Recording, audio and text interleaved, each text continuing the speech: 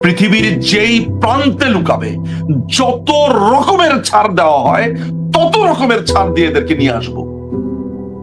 কারো কোনো কথা সেদিন শুনবো না। এই প্রতিজ্ঞা আপনাকে এবং আপনার দর্শকদেরকে দিয়ে গেলাম। No mercy. আফিক ভাই, ভয় ভয় প্রচন্ড সংক্রামক একটা ব্যাপার। জানের মায়া সবার আছে তৌফিক ভাই। ওরা তো ইতিহাসটা পড়েছে, মাহফুজ তো পড়ালেখা কিছুটা করেছে, আসিফ নজরুল এই দেশের আন্দোলনগুলো দেখেনি। ভয় তো না, তারা তো সবাই জানে এই দলটা ফেরত আসবে, সবাই জানে। কে জানে না? জাস্ট ওরা এইটা জানে না এটা 1 বছর, 2 বছর, 6 মাস, 5 বছর, 10 বছর, এগুলাই তো আলোচনা হয়।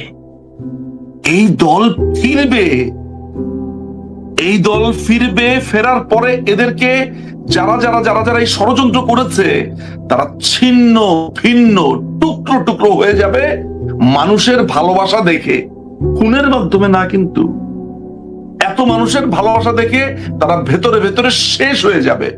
ভয় আছে না ভাই? হুমায়ূন আহমেদের একটা উপন্যাস আছে এই বসন্তে, সেখানে গল্পের নায়ক জেল থেকে ছাড়া পায়, তাকে মিথ্যে করে ফাঁসিয়ে দেওয়া হয়, তার একটা দীর্ঘদিন সে সাজা পেয়ে বের হয়। তো যাদের কারণে সে এত বছর মিথ্যে মামলা খাটলো তারা আর ঘর থেকে বের হয় না। প্রত্যেকের পুরো ওই গ্রাম জুড়ে আতঙ্ক। এই গল্পের নায়কের নাম মনে হয় ফজলু ছিল, আমি ভুল না করে থাকলে, নায়কের নাম যাই থাক না কেন, ওই নায়ক। তারা আতঙ্কে অস্থির হয়ে থাকে। ও বুঝি অ্যাটাক করলো, কারণ ওর উপরে তো অত্যাচার হয়েছে, থাকুক না একটু ভয়ে। হুমায়ূন আহমেদের একটা নাটক আছে না, ওস্তাদ না, যে বলে যে স্যার ভয়ে বলবো না নির্ভয়ে বলবো? আমার সাথে নির্ভয়ে কি কথা? আমার উত্তর একটাই, আওয়ামী লীগের ব্যাপারে নির্ভয়ে কি কথা, ভয়ে বলো। বুঝেন নাই?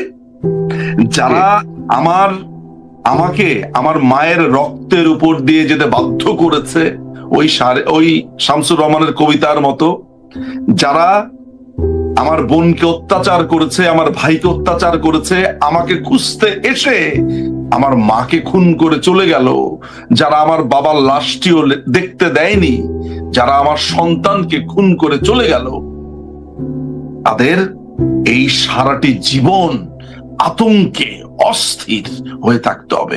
কালকে নফেল ভাই বলেনি মর্তুজা কোথায় পালাবে, কত দূর পালাবে? অস্টিন, টেক্সাসের অস্টিনে বাড়ি কিনেছে ফারুকি, সিডনিতেও নাকি তার আবাস করেছে। অস্টিন কত দূর ভাই? এই অস্টিনের সাথেও, টেক্সাসের সাথেও, আমেরিকার সাথেও চুক্তি হবে। এই নিঝুম মজুমদার আজকে এই রাতে কথা দিয়ে গেলাম, পৃথিবীর যেই প্রান্তে লুকাবে যত রকমের ছাড় দেওয়া হয় তত রকমের ছাড় দিয়ে এদেরকে নিয়ে আসবো। কারো কোনো কথা সেদিন শুনবো না। এই প্রতিজ্ঞা আপনাকে এবং আপনার দর্শকদেরকে দিয়ে গেলাম। No mercy. তো আজকে এই পর্যন্তই, কিন্তু প্রশ্নগুলো এখানেই শেষ নয়। এই দেশ, এই রাজনীতি, এটা আমাদের সবার। আপনি, আমি, আমরা সবাই মিলে গড়ে তুলব সচেতনতার একটা মঞ্চ। আপনার ভাবনা, আপনার চিন্তা এবং আপনার মতামত আমাদের দরকার। তাই কমেন্টে লিখে জানান এই মুহূর্তে আপনি কি ভাবছেন এবং আপনি কোন দিকে তাকাচ্ছেন। রিপাবলিক অ্যান্ড পলিটিক্স কেবল খবর বা বক্তব্যের জায়গা নয়, এটা একটা ভিন্ন মতের প্ল্যাটফর্ম। এখানে প্রশ্ন করার সাহস আছে, সত্যের পেছনে ছুটে চলার স্পর্ধা আছে। চ্যানেলটি ভালো লাগলে অবশ্যই সাবস্ক্রাইব করে পাশে থাকুন, কারণ একটা ক্লিকেই হতে পারে হাজারো অন্ধকার ভেদ করে আলো খোঁজা শুরু। ফিরছি পরের পর্বে আরো খোলামেলা বিশ্লেষণ নিয়ে। সে পর্যন্ত সবাই ভালো থাকুন, সুস্থ থাকুন। আল্লাহ হাফেজ।